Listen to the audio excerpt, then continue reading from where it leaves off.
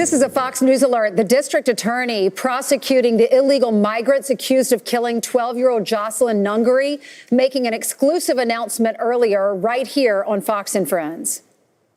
We'll be filing notice by the state of Texas that we intend to seek the death penalty against Jocelyn's murderers, Pena and Rangel. Both were Venezuelan nationals. They had been captured while committing a crime, coming into this country illegally, and then within days of murdering and raping Jocelyn Nungaray. So we are seeking death because we want the message out there that regardless of who you are, but especially if you are illegally in this country, that you will face the same consequences as anyone else for murdering a child during the course of raping and kidnapping her.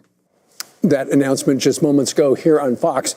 Back in June, 12-year-old Jocelyn was found, strangled, and assaulted, as you just heard the DA say, in a shallow creek near Houston, Texas. We covered this story. Days after her body was found, police arrested 2 Venezuelan illegal migrants who are also suspected members of Tren de Aragua gang, as you know, TDG. So both of those suspects are in jail with a $10 million bond for each. They have pleaded not guilty. Remember, they were working at a construction site, remember? Yeah. And they had found a way, I guess, had enough paperwork in order to start working.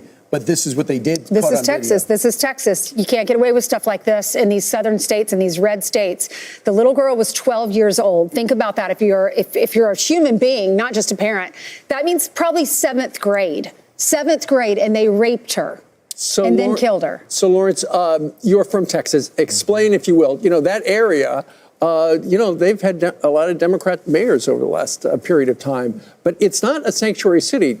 Explain why. Well, it's illegal to be a sanctuary city in the state of Texas. Not only will you not get funding, but essentially they passed a state law in the state of Texas saying you can't be a sanctuary. So the governor and the legislature did away with that, but it is still a red line. I mean, she is in Houston. All Democrats run Houston, Texas, very progressive, but she's from the state of Texas. She understands the voters, and they just don't like this. So not only is she going after illegals within, I mean, it wasn't just the criminal elements. She's saying they are not welcome in the city of Houston and going against her party by seeking the death penalty. Remember, the party at large is against the DA capital is a murder. Democrat?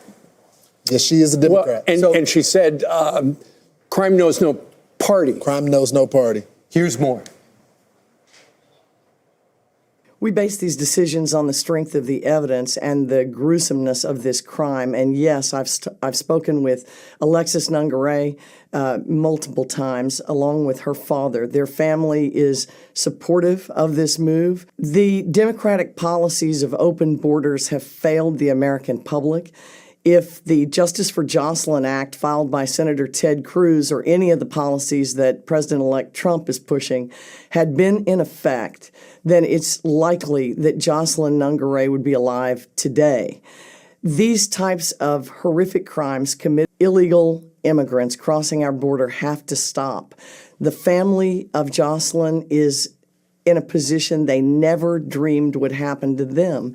And I think it's unfair for anybody with children be subject to criminals committing horrific crimes that don't have to happen. If these fellows hadn't been in our country, Jocelyn would be alive. If the Border Patrol had continued to keep them in custody, as Senator Cruz's bill would have required, Jocelyn would be alive. So what really gets at prosecutors in this case is that it was preventable.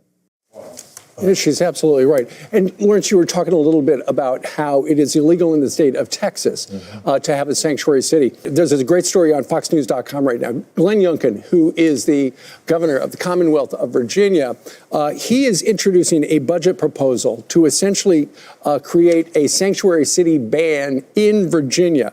Because if you are a sanctuary city in Virginia, essentially it would cut off state funds to the city if you do not cooperate with ICE.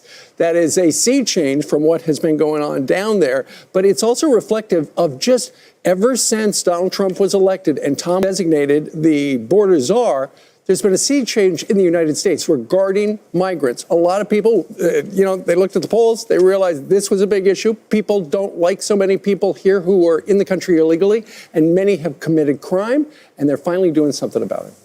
Ainsley, this is the common sense of the American people right here. You can't have people just crossing the border, unvetted. We don't know who they are.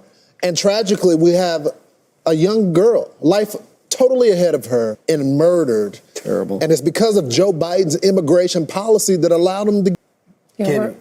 We're smarter than this as a country. The American people, they voiced in November. We know when you see the faces of Jocelyn, or like Laken Riley, her killer too would have been behind bars. We're in a sanctuary city, and if we didn't protect the illegals, that guy had a rap sheet. Instead, he was at the Roosevelt Hotel that you, the taxpayer, were paying for.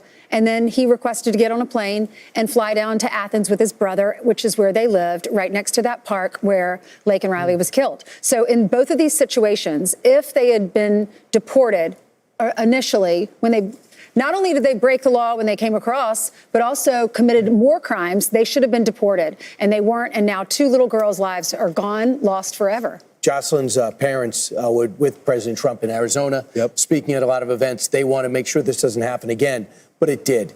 We found out that a 7-year-old lost their lives when an illegal alien driving drunk killed her. Tom Homan saw this story, knew it already. We played it back to him. Here's his reaction. Throughout my career, I've seen a lot of tragedies. We've talked about back with tractor trailer in 19 dead people at my feet, including a 5-year-old boy suffocated to death. I thought the girls as young as 9 years old that were raped multiple times by the criminal cartels. And once you sit to we talked to a little 9-year-old girl and that went through that sort of hell. I'm very passionate. It isn't just about illegal immigration. It's about the sexual assault of young girls in this country this year. It breaks my heart. And it's about fentanyl. It's killed a quarter million, record number of people on terrorist watch lists. It's about 600% increase in sex sick. And we can stop it. President Trump had the most secure border of my lifetime. We had the stuff locked down, and this administration opened the border up, and we have all this bad things happening now. So now he's taking action, and he's not just sitting around. Now he's got the borders already. He's been in Chicago. He's been to New York. Yesterday he met with Mayor Adams, who was a captain of the police. And even though he wasn't as active, and he's been a little wishy-washy on this, when Joe Biden gave him the Heisman, when he asked for some money to finance the 67,000, the 100 plus trafficked through here illegally, and the 67,000 were still housing, they wanted no part of Mayor Adams. Now he, under indictment, maybe perhaps, he sat down with Tom Homan. He goes, I want to hear what his plan is. And the plan impressed the mayor, and the mayor impressed Homan. Yesterday, I saw a complete 180. I saw the cop in him, and he has promised to work with us to target violent, criminal, illegal aliens in this city and to help us find over 300,000 missing children that this administration released to unvetted sponsors. I saw Eric Adams, a career cop, and he really cares about public safety of the city, and he wants to do what he can, and he's willing to take the hits from the left to do it because it's the right thing to do. He's putting public safety over politics. I even gave him credit because once he agreed to sit down, I'm not going to give their names yet, but 2 other mayors have reached out until I verify they're going to get to the table with me.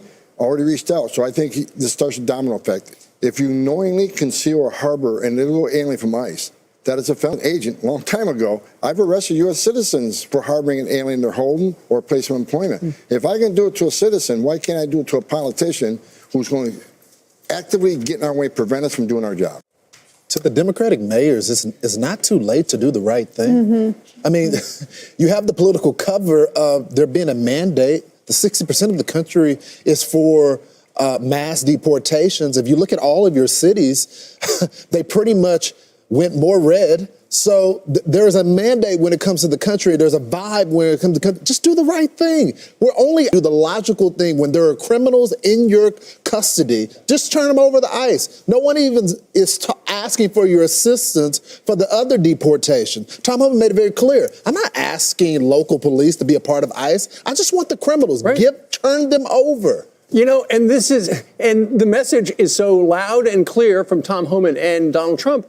And the reason it's loud and clear is because we haven't heard this for 4 years. I mean, In the interview with us, he's talking about going after criminal aliens, people who are in this country. A lot of them committed felonies, and they're out and about and in sanctuary cities and elsewhere. And he's talking about finding the missing children. 300,000 missing children is the number. It could be much higher than that. So, bravo to the two of them sitting down. Politically, they come from different worlds, but they are united in one thing, and that is to make America safer. All right. The thing is, it's going to get a little bit more difficult after the criminals. That's right. They are going to throw out the families. Yep. Here, you overstayed